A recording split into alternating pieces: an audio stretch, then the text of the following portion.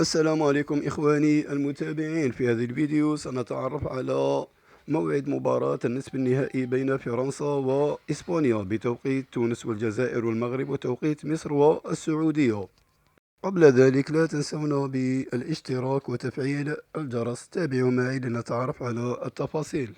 المنتخب الفرنسي وبعد فوزه على المنتخب المغربي ب2-0 شق طريقه إلى النصف النهائي ليواجه المنتخب الإسباني الذي تأهل إلى النصف النهائي بعد فوزه على بلجيكا في الربع النهائي ب2-1. نصف نهائي من العيار ثقيل بين فرنسا الذي يتصدر التصنيف العالمي في مواجهة إسبانيا الذي يحتل هو الآخر المرتبة الثانية حسب التصنيف العالمي للفيفا.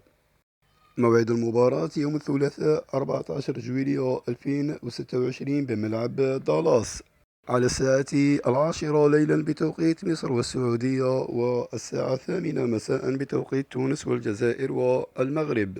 تنقل المباراة على ماكس 1 بتعليق حفيظ دراجي، وماكس 3 بتعليق حسن العيدروس. ما هي النتيجة التي تتوقعونها في هذا النصف النهائي؟ شاركونا توقعاتكم من خلال التعليقات. دمتم في رعاية الله وحفظه.